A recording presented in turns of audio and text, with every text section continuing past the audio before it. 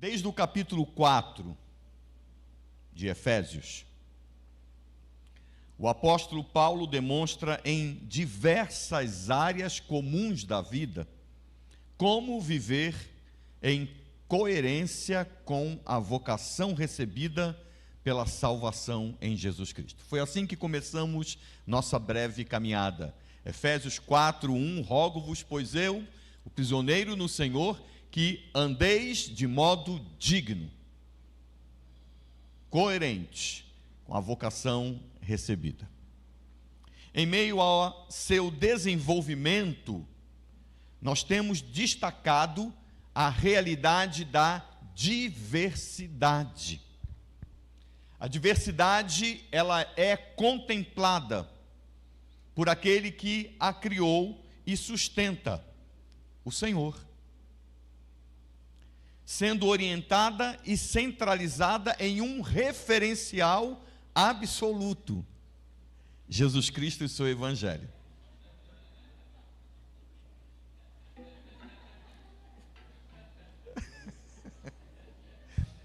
Quem não estava aqui antes não vai entender. Na primeira noite, ele trouxe um copo pequeno de água, ele colocou aqui. Hoje de manhã ele trouxe esse copo. E aí eu disse, vamos ver à noite como é que vai ser, né? Se for pequeno, ele não gostou das mensagens. Aí ele falou, vou levar 1 litro. E ele trouxe mesmo. Aqui aguenta? Se eu colocar?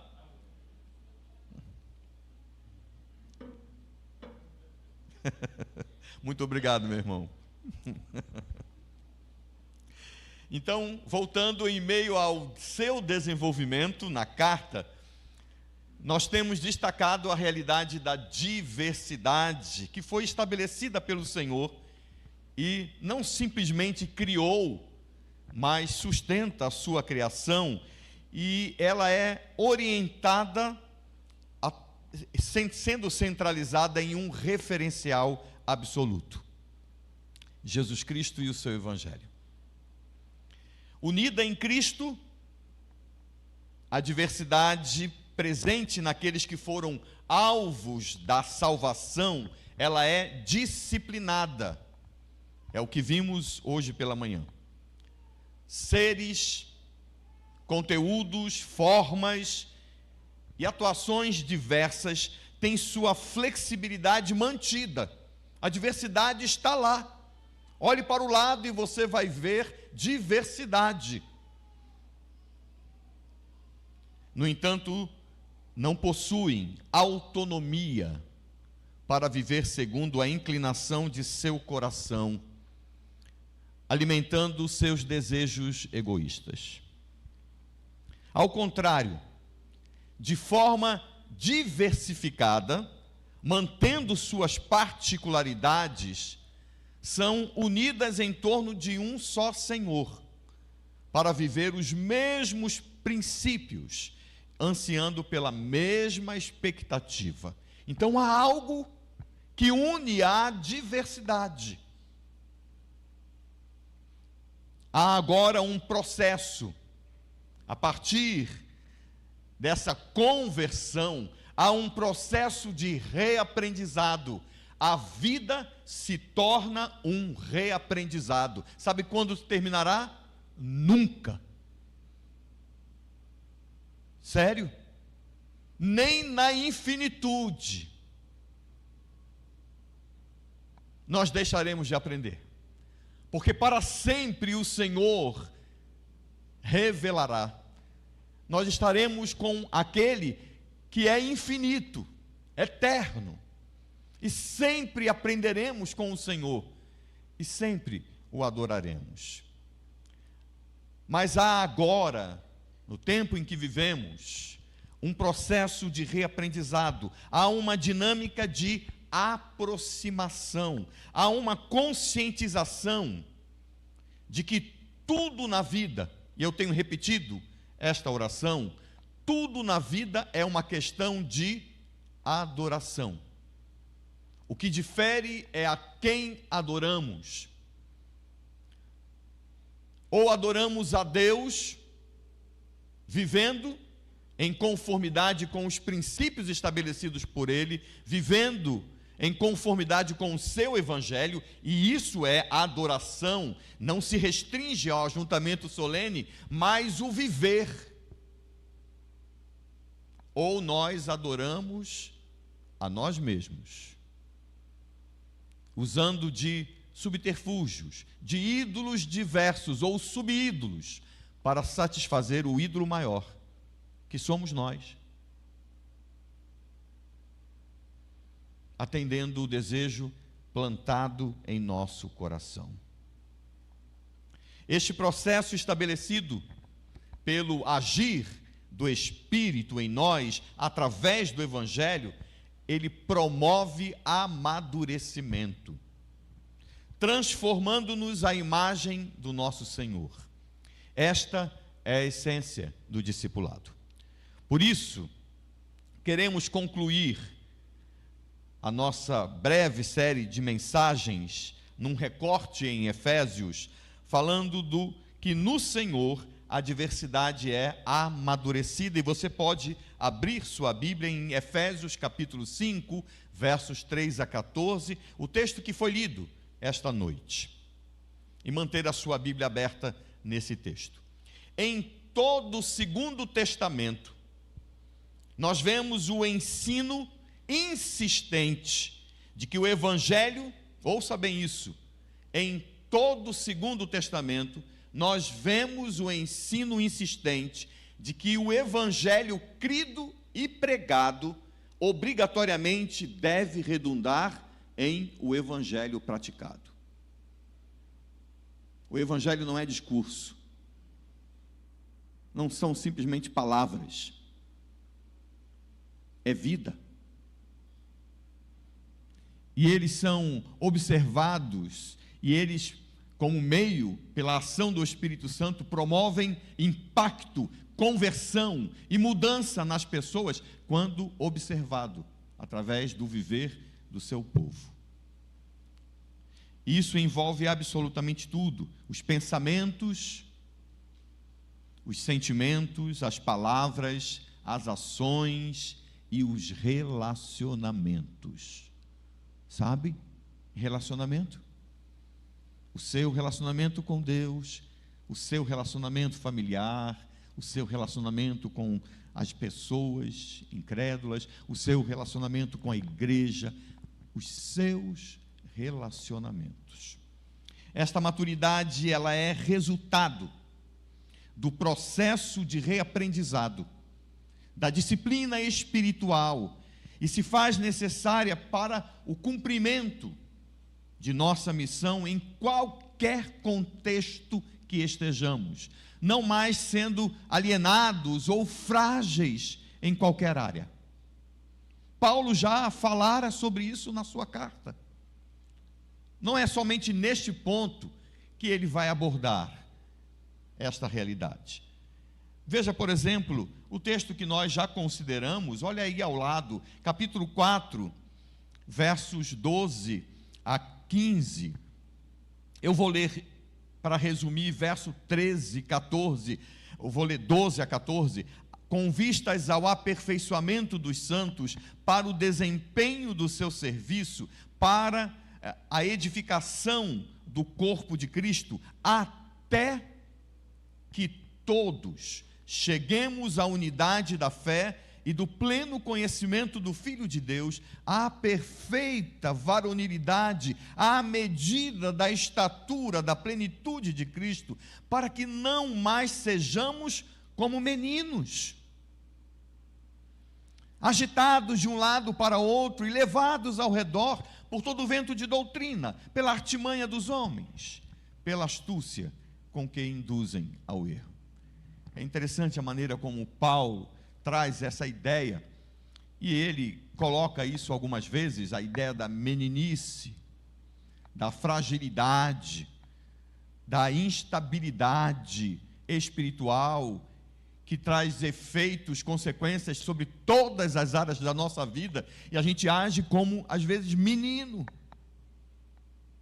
sem convicção. Eu não estou falando somente de contexto teológico, mas de vivência do Evangelho.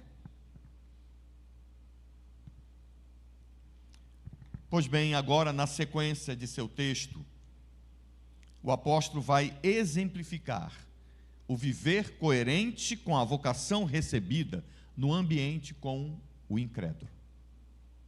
E é isso que nós vamos ver no capítulo 5, verso 3 em diante. Nós somos amadurecidos para viver em qualquer contexto adequadamente. Em primeiro lugar, não levando ou não sendo mais levados pelo padrão mundano. Verso 3 a 5, mas a impudicícia e toda sorte de impurezas ou cobiça, nem sequer se nomeie entre vós como convém a santos, nem conversação torpe, nem palavras vãs ou chocarrices, coisas essas inconvenientes, antes, pelo contrário, ações de graças. Sabei, pois, isto: nenhum incontinente ou impuro ou avarento que é idólatra tem herança no reino de Cristo e de Deus. Paulo apresenta um contraste terrível entre o que é imoral e santo, sendo o imoral comum aos que não são santos. Sim, comum. E ele vai apresentar esse quadro aqui. Quer dizer, o imoral, o contrário de santo, não choca a sociedade, não choca as pessoas, não confronta elas. Isso faz parte da vida, da maneira de pensar, seguindo um padrão deste sistema, que Paulo já escrevera no capítulo 2, dizendo que as pessoas vivem mortas em seus delitos e pecados, vivendo debaixo de um sistema que é coordenado por Satanás, e que cria um ambiente perfeito, um ambiente certo, adequado, para que o homem seja controlado por sua natureza. Ela planta desejos no seu coração, e ele vive a cobiçar, ele vive a satisfazer o desejo do seu coração. E sabe qual é o resultado disso? Como um pleno alienado, ele vive de desejo em desejo, de cobiça em cobiça, e por mais que atenda o desejo, ele nunca está satisfeito. Ele nunca encontra paz. O texto permite ter a impressão de tolerância por parte de alguns na igreja, algo expressado por Paulo como inadmissível. Os vícios que aqui estão alistados, egocêntricos, na conduta e na fala, versos 3 e 4, são o oposto do que nós vimos hoje de manhã, do amor abnegado mencionado nos versos 1 e 2. Olha os versos 1 e 2 do capítulo 5. Sede, pois, imitadores de Deus, como filhos amados, e andai em amor, como também Cristo nos amou e se entregou a si mesmo por nós, como oferta e sacrifício a Deus em aroma suave. Ele aponta para o referencial, ele já vem fazendo isso e diz: sede como ele. Nós não temos alternativa. Tendo sido salvos por Deus em Cristo Jesus, não temos outra coisa a se fazer a não ser viver em coerência com o que o Senhor é e com o que Ele estabeleceu para nós. Nós não podemos mais, lembram? Versos 17 a 19, viver pela vaidade dos nossos próprios pensamentos. Esses pecados que Paulo alista revelam uma pessoa influenciada por um padrão pecaminoso, algo completamente contrário à coerência exigida no Senhor. É incrível, meu irmão, minha irmã, é incrível como o pecado na área sexual é retratado como uma característica de uma vida alienada da vontade de Deus. Basta, como exemplo, observar o perfil que Paulo expôs da humanidade em sua rebeldia ao Criador. Eu quero chamar a sua atenção para isso e vamos voltar a Efésios capítulo 5, tá bom? Mas abra sua Bíblia em Romanos capítulo 1, um texto tão forte. Romanos capítulo 1, verso 18 em diante, eu vou ler do verso 28 somente. Do verso 18 até o verso 27, Paulo vai apresentar a humanidade como rebelde ao Criador, a criatura rebelde ao seu Criador, voltando-se para si mesma, para viver em conformidade com os desejos do seu coração, tornando-se seu próprio referencial. Ela não quer o Senhor, ela rejeita o Criador como referencial e se volta para si mesma. E o resultado disso é o juízo de Deus, porque juízo já está estabelecido aqui, incluindo as relações homossexuais. E aí olha o que ele diz, quando ele vai fechar o texto, verso 28, e por haverem desprezado o conhecimento de Deus, o próprio Deus os entregou a uma disposição mental reprovável. Preste atenção, porque isso é juízo. Nós já temos juízo estabelecido. O texto diz, é o próprio Deus que os entrega a isso, como resultado de algo. E ele diz, para praticarem coisas inconvenientes, cheios de toda injustiça, malícia, avareza, maldade, possuídos de inveja, homicídio, contenda, dolo, malignidade, sendo difamadores, caluniadores, aborrecidos de Deus, insolentes, soberbos, presunçosos, inventores de males, desobedientes aos pais, insensatos, pérfidos, sem afeição natural e sem misericórdia. Ora, conhecendo eles a sentença de Deus, de que são passíveis de morte os que tais coisas praticam, não somente as fazem, mas também aprovam os que assim procedem.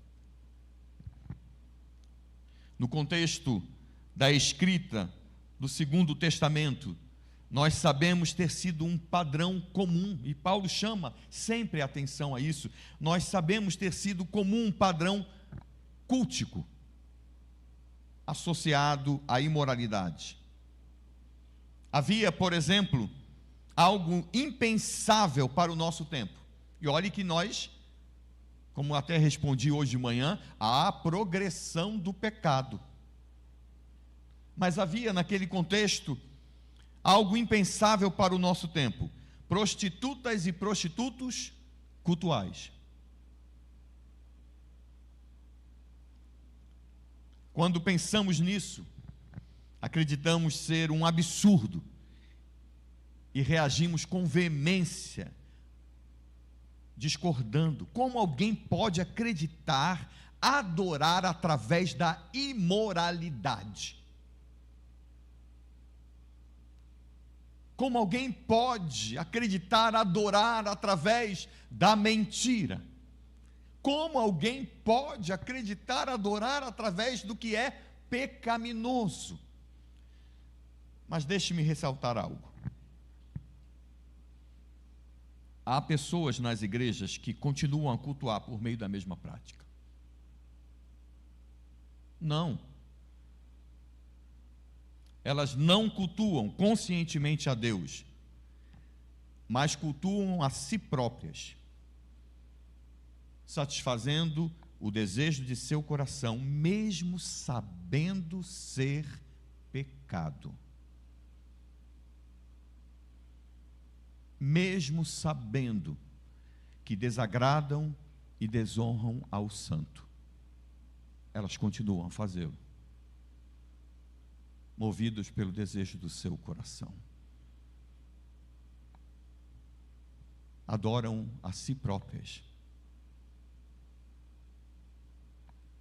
Paulo afirma que tais ações não deveriam sequer quer ser nomeados entre os santos. Paulo não está dizendo que os salvos devem ficar em silêncio acerca de tais práticas, não. Afinal, mais adiante, no verso 11, ele os exorta a expor as obras das trevas, nós chegaremos lá. Obscenidade e conversa tola ou brincadeira vulgar não deve ser lugar ou não deve ter lugar entre aqueles que, ao evidenciar o evangelho, vivendo sob nova direção, sob novo senhorio, sob nova coerência, tem a tarefa de expor o pecado e repreendê-lo. Naquele processo de reaprendizado que nós observamos, aquele que é santo deve desaprender a associar, por exemplo, o humor com a linguagem obscena ou com brincadeiras imorais. Conversa tola, que Paulo faz referência, significa conversa insensata, que deprecia o outro e não edifica ou ministra graça aos que ouvem. Lembra o que vimos hoje de manhã? Capítulo 4, verso 29. Não saia da vossa boca nenhuma palavra torpe, e sim unicamente a que for boa para edificação, conforme a necessidade, e assim transmita graça aos que ouvem. Nós não temos liberdade para falar o que bem entendemos e como bem entendemos e quando bem entendemos. Nós temos liberdade para edificar com a nossa boca em Cristo, no Senhor. Para quem está sob novo senhorio, vivendo um novo padrão, como? Pense, como achar graça daquilo que é vergonhoso, imoral, imundo, tolo, leviano, grosseiro? Como sorrir? Como achar normal? Como se acostumar? Como permitir que isso entre em nossas casas? Como permitir que isso chegue até os olhos de nossos filhos, de nossos netos? Como? Como se deixar influenciar e se associar aos que não têm relação com aquele que é santo? No Senhor nós somos amadurecidos para viver em qualquer contexto, não sendo mais levados pelo padrão mundano, e também não sendo mais alienados, mas devidamente contextualizados. Olha os versos 6 a 10 comigo novamente. Ninguém vos engane com palavras vãs, porque por essas coisas vem a ira de Deus sobre os filhos da desobediência. Portanto, não sejais participantes com eles, pois outrora eres trevas, porém agora sois luz no Senhor. Andai como filhos da luz, porque o fruto da luz consiste em toda bondade e justiça e verdade, provando sempre o que é agradável ao Senhor. Veja bem, nós devemos ter muito cuidado para deixar o texto falar e não impor a ele os nossos pressupostos. Essa é uma das coisas que constantemente estão sendo ensinadas no seminário. Nós temos que ter muito cuidado para deixar o texto falar e não impor a ele os nossos pressupostos ou fazer ligações forçosas com outros textos. Então, eu não posso afirmar que a percepção que compartilharei agora estava na mente de Paulo, mas eu tenho a sensação de vislumbrar os passos descritos no Salmo 1 aqui. É uma sensação. Eu não posso dizer que Paulo pensou dessa forma. Mas ao ler esse texto, eu tenho a sensação de ter já percebido algum quadro progressivo que nos apresenta isso. Deixa eu te ajudar. Não sei se você, mas você conhece o texto. Bem-aventurado o homem que não anda no conselho dos ímpios, não se detém no caminho dos pecadores, nem se assenta na roda dos escarnecedores. Há uma progressão nesse texto. E quando eu olho para esse texto que Paulo escreveu, quando eu li esse texto, parece que pulou do texto esta progressão do Salmo 1. Não anda no conselho dos ímpios, e aí eu vejo capítulo 5, versos 3 a 5, não vive segundo o padrão que rege o ímpio, tendo suas práticas, não aceita o que é comum, porém reprovável. Não se detém no caminho dos pecadores, o salmista diz, e eu vejo capítulo 5, versos 6 e 7, não sendo alienado como se não conhecesse o padrão de Deus, não sendo levado ao interesse em conhecer e participar, não é aquele que não participa no desejo e na prática. E o salmista conclui, nem se assenta na roda dos escarnecedores. E eu olho para os versos 8 a 14, que ainda vamos considerar, não se torna cúmplice, vivendo em trevas como eles, mas ao contrário, sendo luz, reprova o pecado. Por isso vive atento, como despertado e consciente, como vivo em meio aos mortos.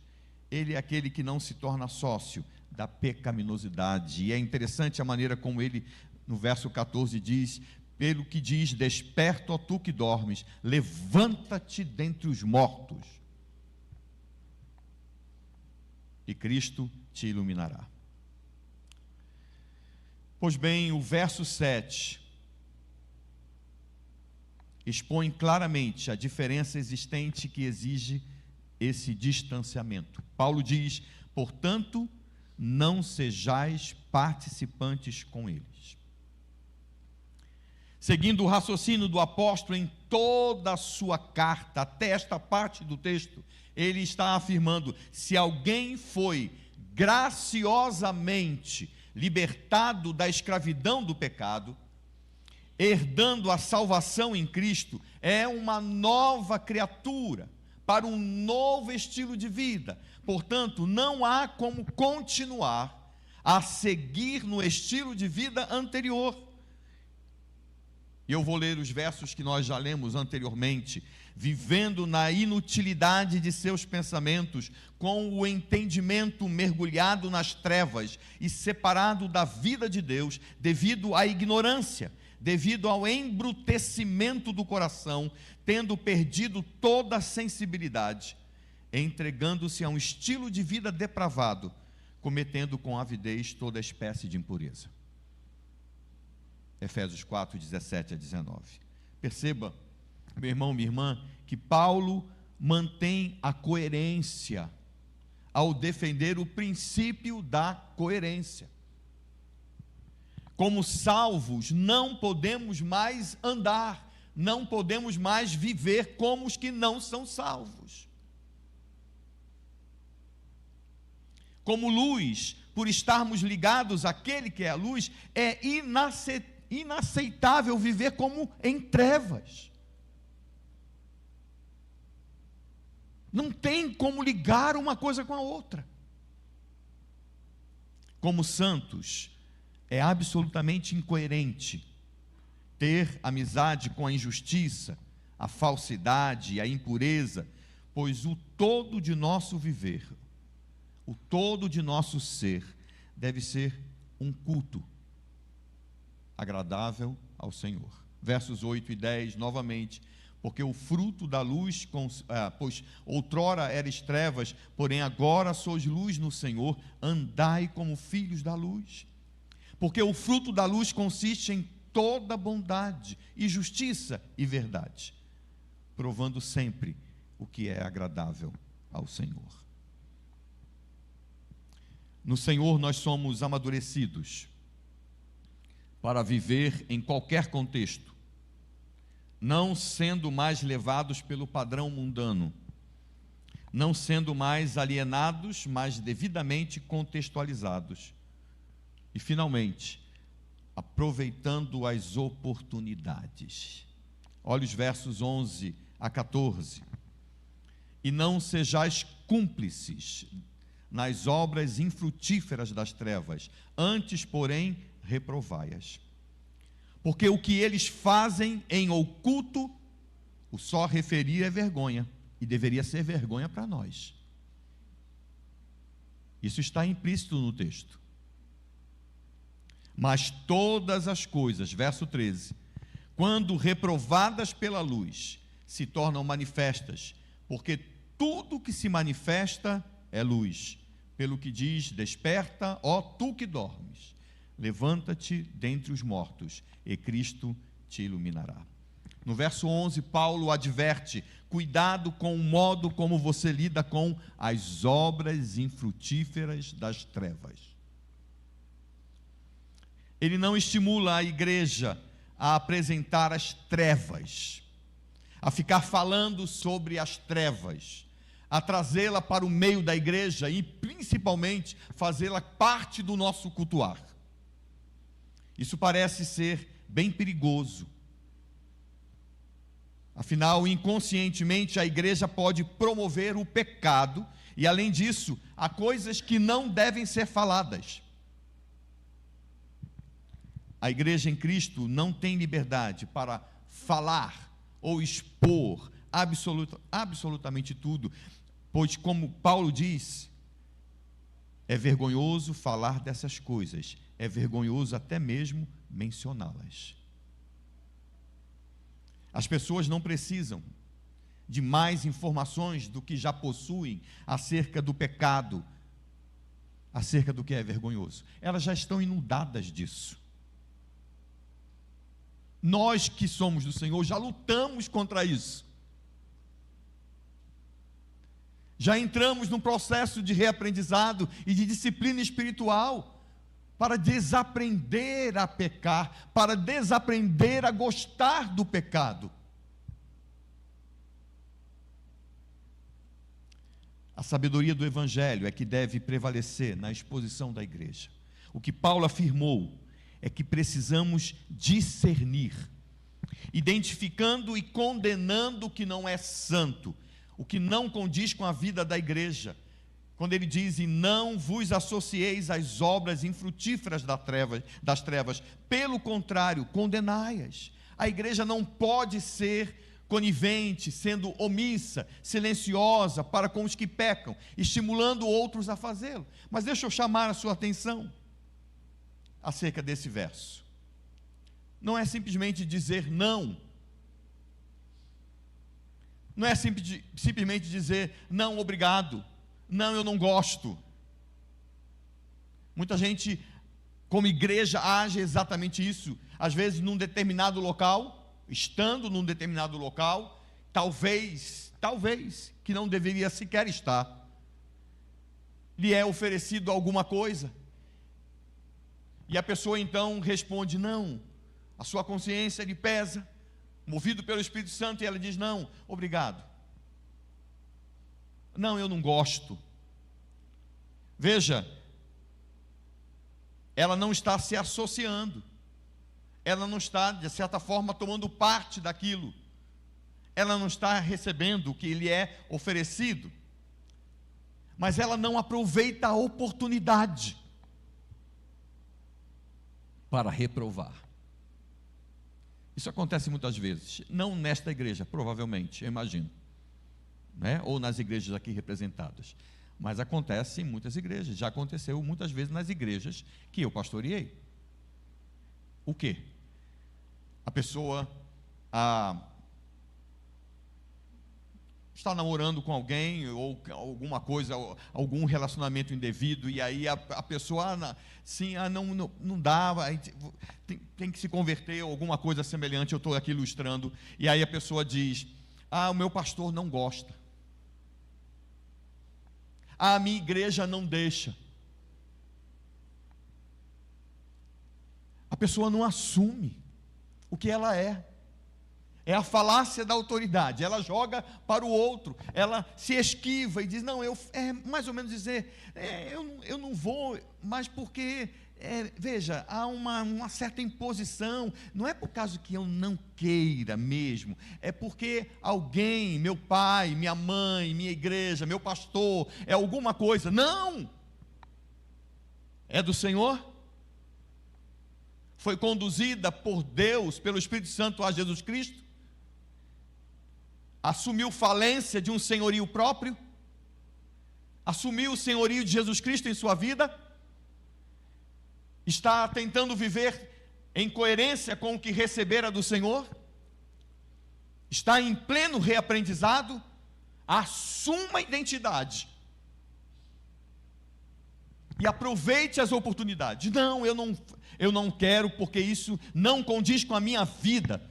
Isso não condiz com a realidade do Evangelho a que eu sigo, ou o meu Senhor a quem eu sigo. Isso não é santo. Assuma a identidade.